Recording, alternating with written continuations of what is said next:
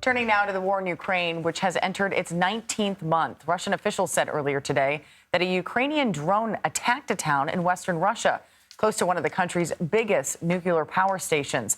There was no damage reported to the plant. CBS News senior foreign correspondent Charlie D'Agata is following this for us from London. And Charlie, thanks for being here. What's the latest situation on the front lines right now as they're pursuing this counteroffensive? Well, Jamie, the Ukrainian military says that they're making slow and steady progress, particularly in that area around the Zaporizhia axis. So the whole idea is an attempt to cut off the land bridge between Russian-held territory and the Russian-held Crimean Peninsula. They've been able to liberate more towns in that region.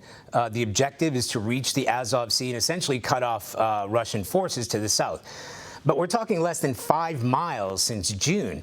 And the Russians have also launched a number of assaults, if you want to call them counterattacks, largely focused the areas around Kupiansk, east of Kharkiv. Now, this is well away from those areas in the south. That city, Kupiansk, was occupied by the Russians for months. We were there when it was liberated. I guess it was toward the end of last year. But it has taken a beating. And if that city were to fall again so close to Kharkiv, it would be a huge blow to Ukrainian forces and really to national morale. So Russia's space agency reportedly said today that the country's Sarmat intercontinental ballistic missiles had been put on combat duty. I think we've sort of seen Vladimir Putin do this sort of thing before, sort of announce that certain weaponry was sort of at the ready. You know, what are we to make of this? Yeah, Anne-Marie, it's a flex. This is the so-called Satan II ICBM missiles that they're now combat ready.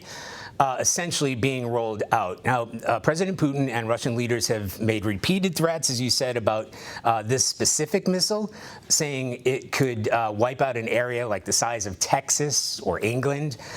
So putting them on combat duty doesn't necessarily mean that Putin has changed his mind in terms of readiness. He's just upped the ante. It's more like he put them on the roster. So they would strike targets far outside the battle space of Ukraine. So I guess what he's announcing more than anything, they were ready for development, and now essentially they're ready for deployment. You know, it's interesting watching as we're getting closer to the G20 summit here. Russia's foreign minister says that Moscow will block the final declaration of this month's G20 summit in New Delhi unless it reflects Moscow's position on Ukraine and other crises. What can we expect to roll out here?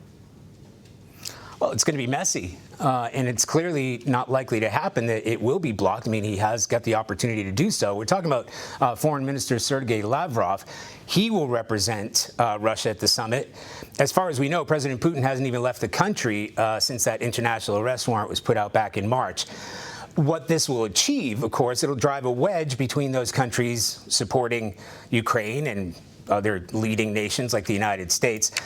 But countries like China, India, and Brazil, which have been less supportive, certainly of the U.S., and are calling for peace, but they're saying that they're reserved to figure out their own relationship with Russia. So this is going to drive a wedge between those countries.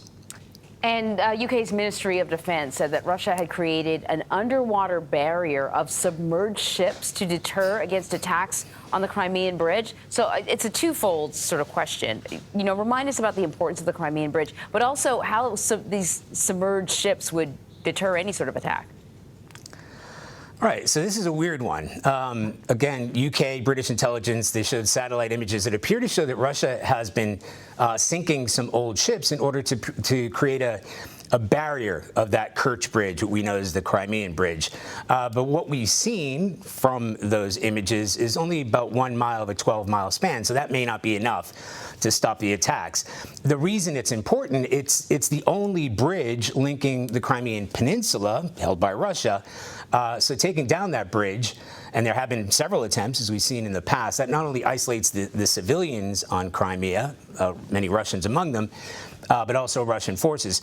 It's home to critical bases that not only maintain troops and supplies, but keep watch over the Black Sea. So that bridge is critical infrastructure. But I have to say, President Zelensky said once again today that Crimea belongs to Ukraine, and they won't stop fighting until it's liberated. Of course. Charlie D'Agata, thank you.